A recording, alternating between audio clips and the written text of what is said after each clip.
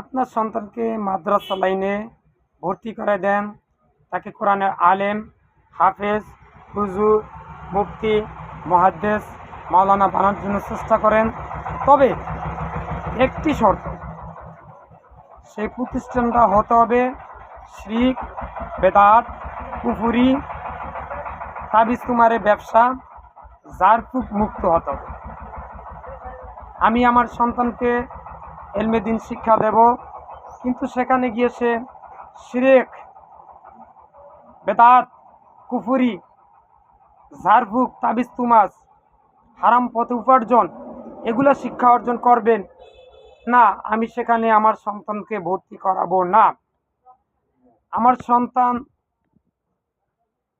বেদাতি আমল করবে, বেদাতি কার্যক্রম করবে, এর পক্ষপাতিত্ব আমি না।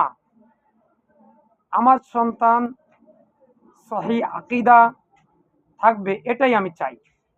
তাই আসুন, আমি আমার সন্তানকে মাদ্রাসায় ভর্তি করাবে, শিরক মুক্ত মাদ্রাসা, বেদাত মুক্ত মাদ্রাসা, কুফরি মুক্ত মাদ্রাসা, এবং যে টিচাররা, যে শিক্ষকরা আমার সন্তানকে শিক্ষা দিবেন, সেই শিক্ষককে হতে হবে শিরক মুক্ত, বেদাত মুক্ত, কুফর মুক্ত, তাবিজের ব্যবসা মুক্ত।